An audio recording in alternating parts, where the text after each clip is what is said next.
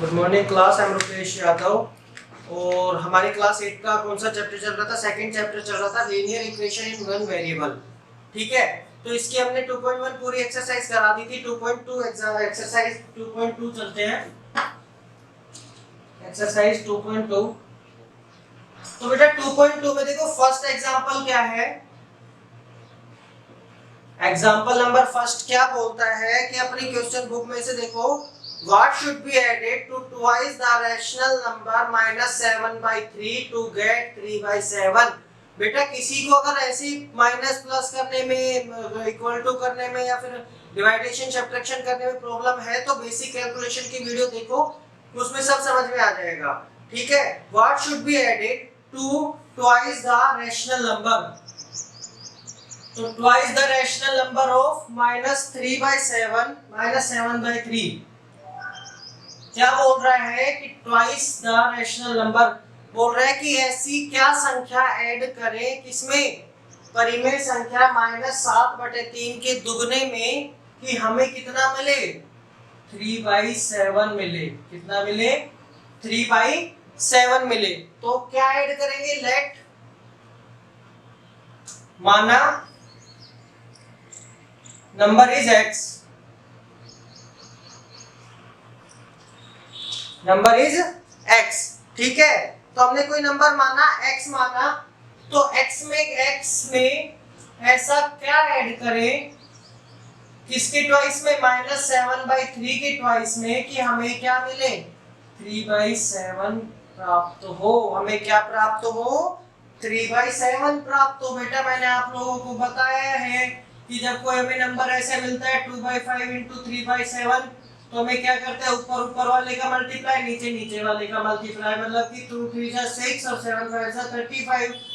ठीक है, यहाँ तक कोई प्रॉब्लम? तो अब इसका क्या करेंगे, अंदर की तरफ मल्टीप्लाई कर देंगे। अंदर मल्टीप्लाई करने पर क्या आएगा, 2 7 14 divide by 3 is equals to 3/7। बेटा -14 अगर माइनस का मल्टीप्लाई प्लस से करेंगे तो किसका आएगा, माइनस का आएगा, 3/7। ठीक है, तो x बराबर x हमें किसकी वैल्यू कैलकुलेट करनी है, x की वैल्यू कैलकुलेट करनी है, नंबर बताना है। तो 3/7 इधर की तरफ 14/3 जाएगा तो किसका हो जाएगा, प्लस का हो जाएगा।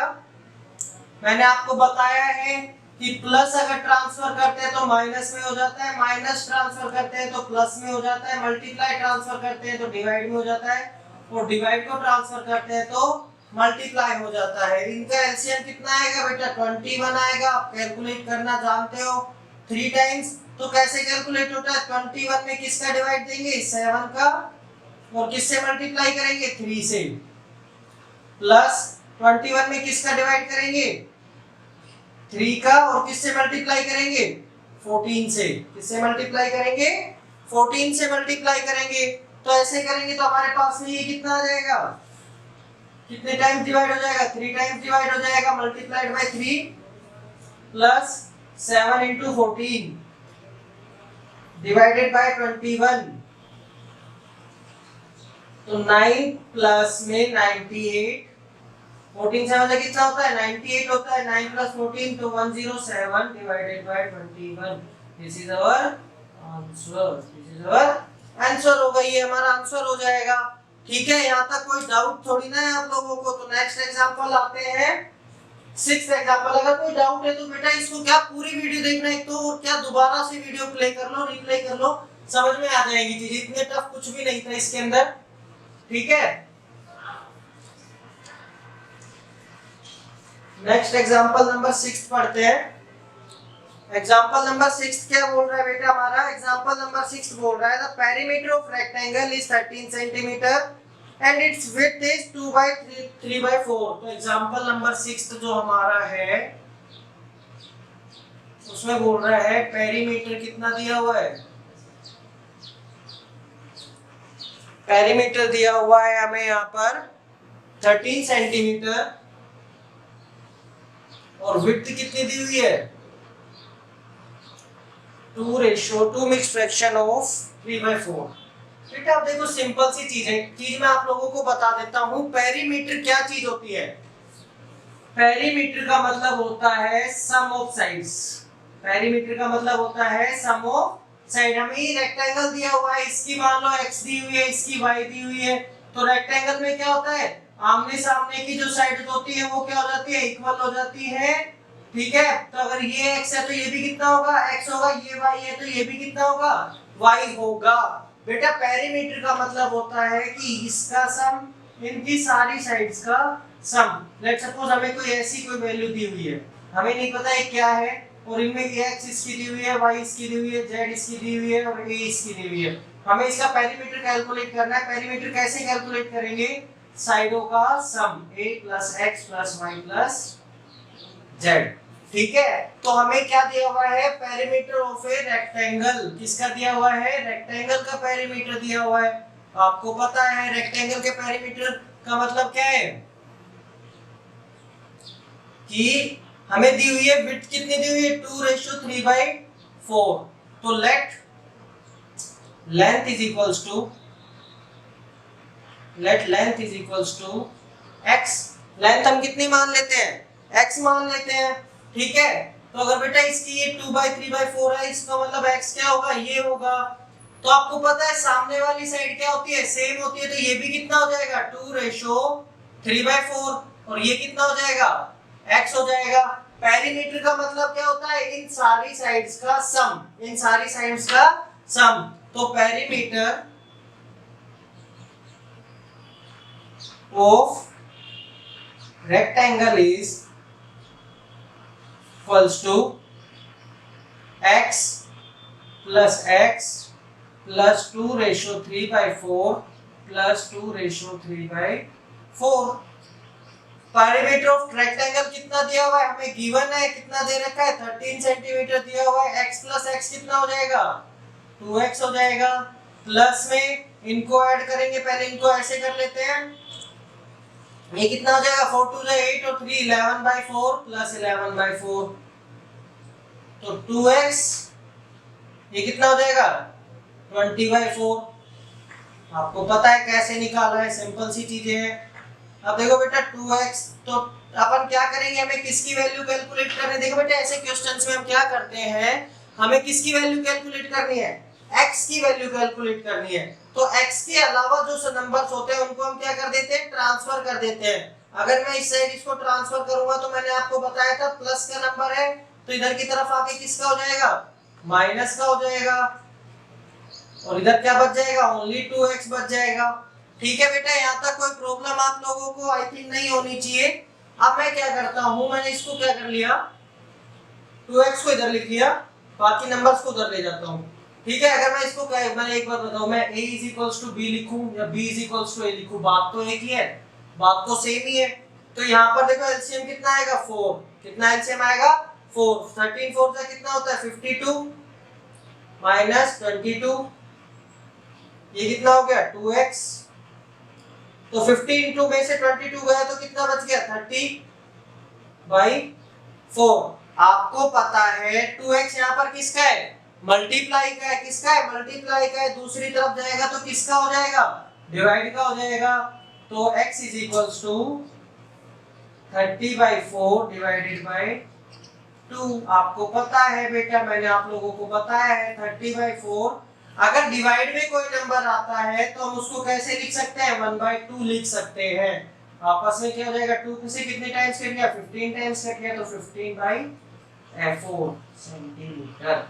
किसकी लेंथ आ गई है, रेक्टेंगल की लेंथ आ गई। किसकी लेंथ आ गई, रेक्टेंगल की लेंथ आ गई। यहां तक कोई डाउट, यहां तक आप लोगों को कोई डाउट, ठीक है। आगे चलते हैं एग्जांपल नंबर 7 पर। ये रेड लाइट है ना, बीच में कुछ लिखा थोड़ी ना है।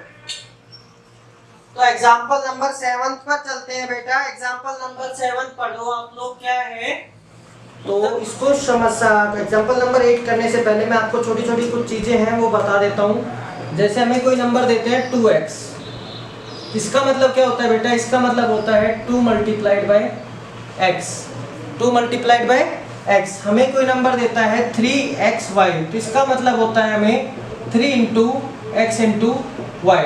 ठीक है, यहाँ तक कोई डाउट आप लोगों को? इसके बाद में आगे चलते हैं। मैंने आपको बताया कि कोई भी नंबर हमें दिया होता है 3x is equals to 5x y, तो हमें y की वैल्यू कैलकुलेट करनी है। y की वैल्यू कैलकुलेट करने के लिए हमें क्या करना होगा? देखो कुछ नहीं करना, यहाँ पर 5x किस में है? मल्टीप्लाइड में है। किस में है? मल्टीप्लाइड में। दूसरी तरफ आएगा तो किस में हो जाएगा? डिवाइड में आ जाएगा, तो 3x डिवाइडेड बाय 5x। बेटा अब आपको पता है x और x है, x और x क्या डिवाइडेड में है, तो इनको हम कैसे लिख सकते हैं? 3/5 इंटू x, तो x की वैल्यू क्या होगी? 1 इसकी हो गई, ऊपर जाके किसकी हो जाएगी? -1, तो 3/5 x की पावर 0। बेटा x की पावर जब 0 होती है, किसी भी नंबर की पावर 0 हो, 2 लाख की भी पावर अगर 0 होती है, तो मैंने आप लोगों को बताया है इनकी वैल्यूज कितनी होती है? 1 होती है। इनकी वैल्यूज कितनी होती है? 1 होती है। ठीक है, तो ये छोटी सी सिंपल सी चीजें थी जो मैंने आप लोगों को क्लियर कर दी। आगे चलते हैं हम लोग एग्जाम्पल नंबर 7 क्या बोलता है? The present age of Sahil's mother is there is 3 time of the present age of Sahil. तो Sahil's mother as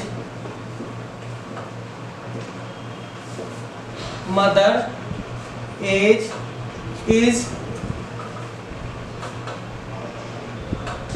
3 time of Sahil's age. मतलब क्या बोल रहा है बेटा? क्या इसका मतलब क्या है? इसका मतलब है कि जो साहिल की एज है, उसकी एज की 3 गुनी उसकी मदर की एज है। मीन्स क्या हो गया बेटा कि let's suppose my age 15 is there at this time, okay, so my father's age is 3 times of my age, so my father's age is 3 times of my age, means क्या होगा? 15 into 3, तो ये कितना हो गया? 15 my age and my father's age is 45, my father's age is 45। ये simple सी चीज थी। तो इसने क्या बोला है कि साहिल की मदर की एज है वो उसकी प्रेजेंट एज की 3 टाइम्स है, तो let Sahil's as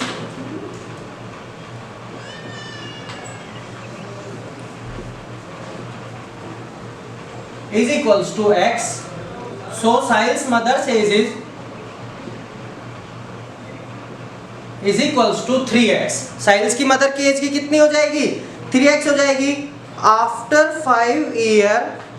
5 years their age will to add 66 years।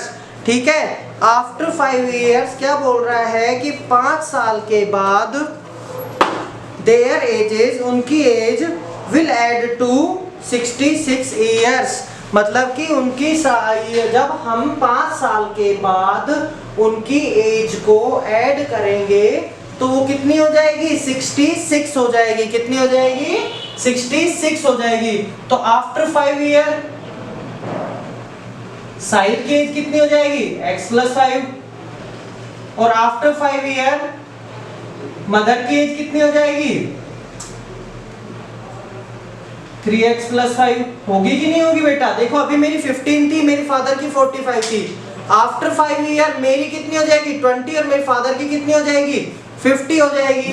तो इसी तरीके से x + 5 और 3x + 5 हो गई। यहाँ तक कोई प्रॉब्लम आई थिंक नहीं होनी चाहिए। तो उसने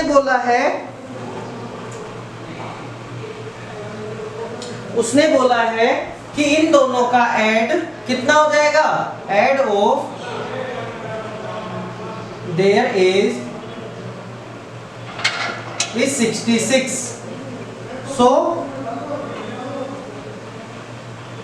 x + 5 + 3x + 5 is equals to 66।